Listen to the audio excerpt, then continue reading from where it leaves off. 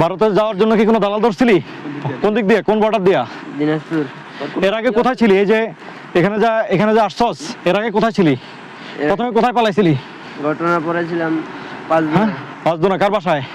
আপাদের বাসায়। আর এরপরে গাজীপুর। এক কিশোরী ধর্ষণের শিকার হওয়ার পর বিচার চাওয়ায় তাকে হত্যা করা হয়েছে। নরসিংদীর মহিষাসুরা ইউনিয়নের ভয়াবহ এই ঘটনা ঘটে। প্রথমে ধর্ষণ, এরপর বিচার চাইতে গিয়ে হুমকি, এলাকা ছাড়ার চাপ এবং শেষ পর্যন্ত অপহরণ ও হত্যা।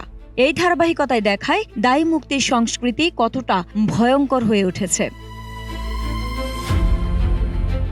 অভিযোগ অনুযায়ী ধর্ষণের ঘটনার পর পরিবারটি থানায় না গিয়ে স্থানীয় সাবেক ইউপি সদস্যের কাছে যায়। সেখানে ন্যায় বিচারের বদলে রফা দফা ও ধামা চাপার চেষ্টা হয়েছে বলে দাবি উঠেছে। পুলিশের বক্তব্য, পরিবারটির থানায় আসা উচিত ছিল। আইনগতভাবে এই বক্তব্য সঠিক, তবে বাস্তব প্রশ্ন হলো কেন মানুষ এখনো থানার চেয়ে প্রভাবশালী ব্যক্তির দ্বারস্থ হয়? এর উত্তর নিহিত রয়েছে আস্থার ঘাটতিতে। এ ঘটনায় ইতোমধ্যে মামলা হয়েছে এবং ইউনিয়ন বিএনপির এক নেতা ও তার ছেলেসহ 7 আসামিকে গ্রেফতার করেছে পুলিশ। কিশোরী আমেনা হত্যা মামলার প্রধান আসামি কিশোরী আমেনাকে ধর্ষণের পর হত্যা করেছিল। 1-2 মাইল রাস্তা আমরা দৌড়ে তাকে গ্রেফতার করতে সক্ষম হয়েছি। উপযুক্ত বিচার হবে এই প্রত্যাশা আমি জানাচ্ছি।